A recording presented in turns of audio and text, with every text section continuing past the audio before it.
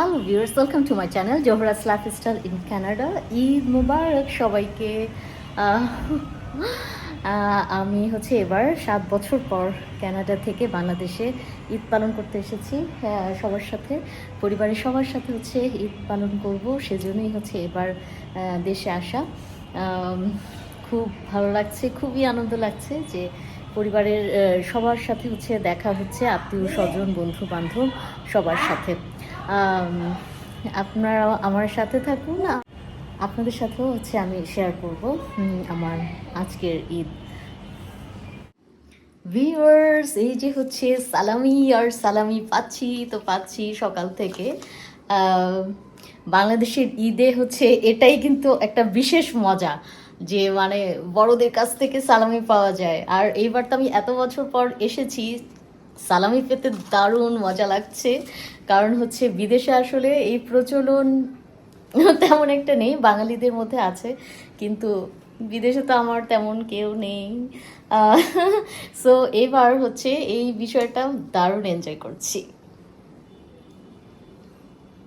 1 মাস সিয়াম সাধনের পর মুসলিম উম্মাহ আনন্দ ও উৎসবের মধ্য দিয়ে পবিত্র ঈদ উল ফিতর উদযাপন করে।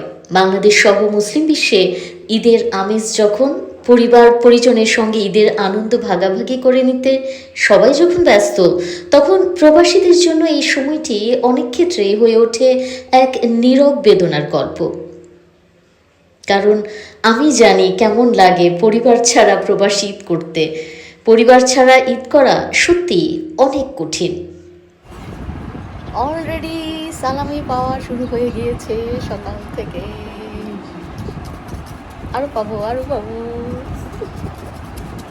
আমি দীর্ঘ 7 বছর পর কানাডা থেকে বাংলাদেশে পরিবারের সবার সাথে ঈদ করতে এসেছি, তাই এবারের ঈদ আমার জন্য আসলেই স্পেশাল। প্রবাসে ঈদ এলেই দেশের কথা আরও বেশি করে মনে পড়ে। চারদিকে উৎসবের আমেজ ছড়িয়ে পড়ে, কিন্তু সেই আনন্দ যেন প্রবাসে এসে অনেকটাই থেমে যায়। খুব ইচ্ছে করে তখন মা বাবা, ভাই বোন, বন্ধু বান্ধব সবার সাথে মিলে ঈদ করতে, নিজের হাতে কেনাকাটা করতে এবং সবার সাথে ঈদের নামাজ পড়তে। এবার আল্লাহর অশেষ রহমতে আমার সেটা করা সম্ভব হয়েছে। এবার আমার ঈদ আসলেই অনেক দারুণ কেটেছে। ঈদের দিনে পরিবারের সবাই একসঙ্গে বসে খাওয়া দাওয়া, আত্মীয় স্বজনদের বাড়িতে ঘুরতে যাওয়া, মেলায় ঘুরতে যাওয়া, এখানে সেখানে যাওয়া, এসব আনন্দের মুহূর্ত ভীষণ মনে পড়বে আসলে পরের বছর। বিশেষ করে ঈদের সময় পুরো এলাকায় আত্মীয় স্বজনদের ভিড়, ঢাকাসহ বিভিন্ন জায়গা থেকে পরিচিত মানুষদের আসা, সব মিলিয়ে এক অন্যরকম আনন্দঘন পরিবেশ তৈরি হয়েছিল এবার ঈদে, যা প্রবাসী থেকে আমি খুব মিস করি। অথচ প্রবাসে এই ঈদের আনন্দ কোথায় যেন হারিয়ে যায়। ঈদ বলে মনেই হয় না, আর মনে হবে কিভাবে বলুন? কারণ অফিস খোলা থাকে, কাজে যেতে হয়, কেউ কেউ আবার রুমে একা একা বসে শুয়ে দিন কাটান, অনেকেই পরিবারের সঙ্গে ভিডিও কলে কথা বলে নিজেকে খুশি রাখার চেষ্টা করেন। ঈদ তো সবসময় আনন্দের, সেটা দেশেই হোক বা প্রবাসে। তবে এই আনন্দের গভীরতা একরকম থাকে না। পরিবার পরিজনকে ছাড়া ঈদের আনন্দ যেন একটু ফিকে হয়ে যায়। সারাদিন ধরে ঈদ উদযাপন চলছে, মানে আত্মীয় স্বজনের বাসা, তারপর বন্ধুদের বাসা, ফোন কলস, সব কিছু মিলিয়ে দারুণ কাটছে ঈদ। আপনাদের সাথে শেয়ার করছি। আর প্রচণ্ড গরম পড়েছে।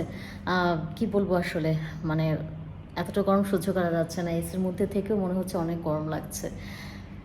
মানে বাংলাদেশে অলরেডি গরম শুরু হয়ে গিয়েছে। কতটা সহ্য করতে পারবো আই ডোন্ট নো, চেষ্টা তো করব। আর কানাডা ফিরে আসারও সময় মোটামুটি এগিয়ে আসছে, চলে যাওয়ার সময় হয়ে আসছে।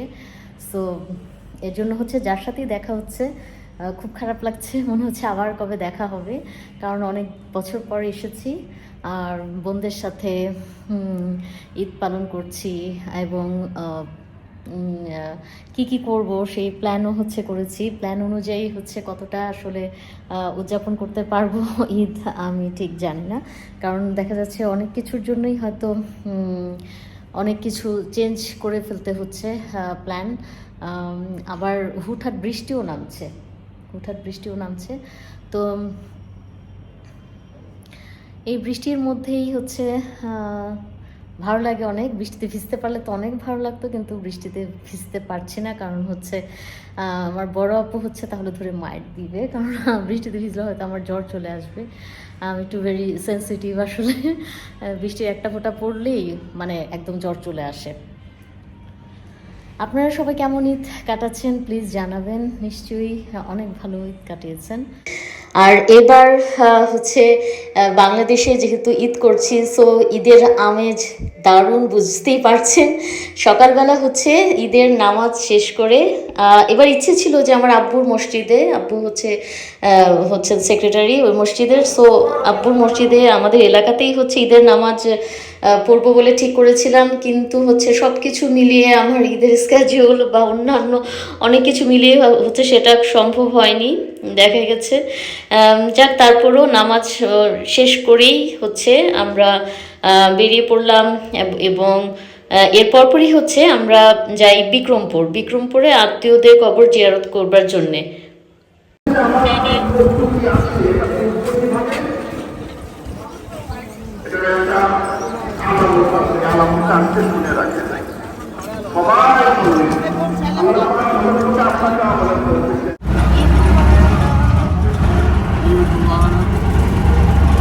আমরা এখন বিক্রমপুর যাচ্ছি। ঈদের নামাজ শেষ করে আমরা এখন বিক্রমপুর যাচ্ছি কবর জিয়ারত করার জন্য।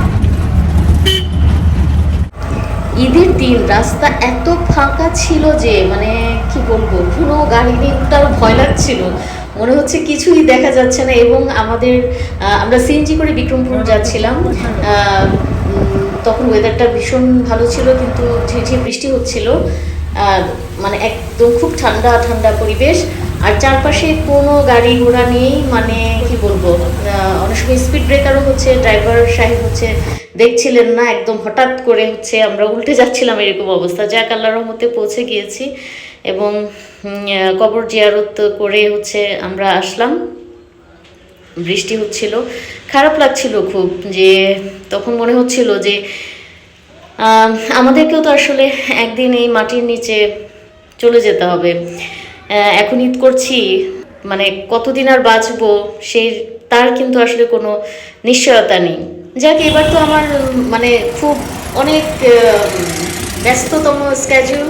সো বিক্রমপুর থেকে ঢাকায় ফিরে তারপর আবার হচ্ছে যাচ্ছি আরেক আত্মীয়র বাসায়। আর এবার হচ্ছে আমি আমার গাড়ির ড্রাইভারকে ছুটি দিয়ে আমি অটো রিক্সা বেশিরভাগ হচ্ছে ইউজ করেছি। আমার কাছে দারুণ লেগেছে এই বাহনটি, কারণ হচ্ছে চারপাশে পরিবেশ দেখা যায়, ভিডিও করা যায়, আর মানে একটা রিক্সার চললে যেরকম রিক্সার সেই আনন্দটুকু পাওয়া যায়, কিন্তু ভেরি ফাস্ট। খুবই খুবই ভালো লেগেছে। এবং অনেক দূরের জার্নিতেও আমি দেখা গেছে এই অটো রিক্সা নিয়েছিলাম।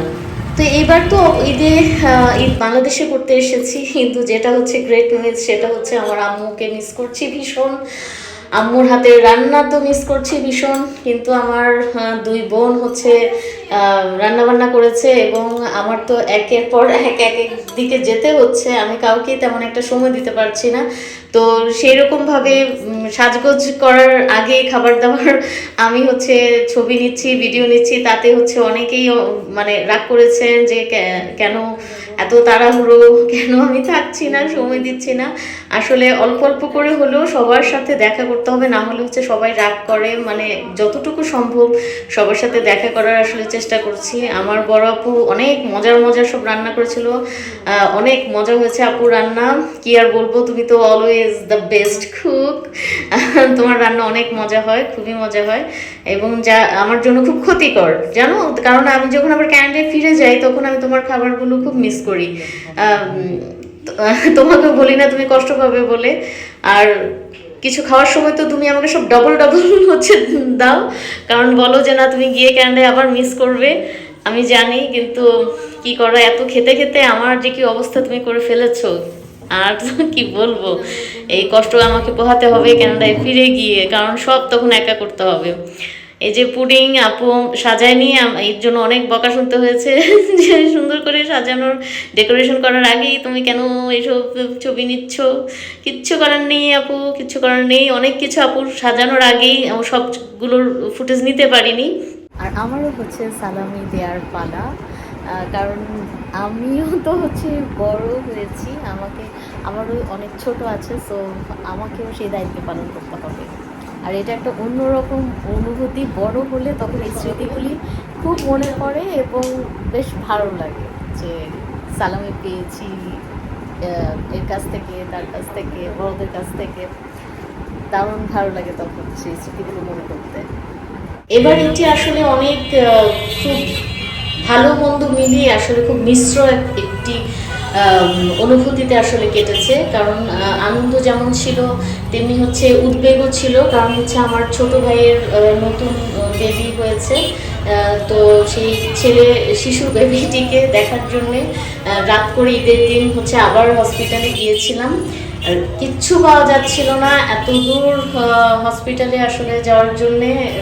পরে আর কি করা, পেয়ে গেলাম হচ্ছে একজন অটো রিক্সা চালক, উনি বেশ ভালো ছিলেন, উনি আমাদেরকে হচ্ছে নিয়ে গেছেন এবং আবার বাসায় দিয়ে গেছেন। সত্যি আল্লাহর অশেষ কৃপায় পেয়েছিলাম। আর যাওয়ার সময় রাত তো হয়ে গিয়েছিল, যাওয়ার সময় দেখলাম মানুষজন বাইরে বেরিয়ে গেছেন ঈদ উদযাপন করতে। ঈদ মানেই আনন্দ, যেভাবেই হোক আনন্দ করতেই হবে। আশা করছি আপনারাও সবাই অনেক ঈদ উদযাপন করেছেন খুব আনন্দের সাথে, প্রবাসী থাকুন বা দেশেই থাকুন। আনন্দ করতে হবে, আনন্দ করতে হবে, সেটা নিজেকেই করতে হবে, কিচ্ছু করার নেই। এবারের ঈদ সত্যিই অনেক ভালো কেটেছে আলহামদুলিল্লাহ।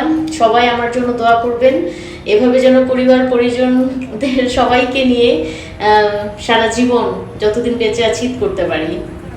হ্যালো ভিউয়ার্স, আজ এ পর্যন্তই, দেখা হবে নেক্সট কোনো ব্লগে। Please subscribe my channel, like, comment এবং শেয়ার করতে ভুলবেন না। দেখা হবে নেক্সট কোনো ব্লগ নিয়ে। Till then, bye by.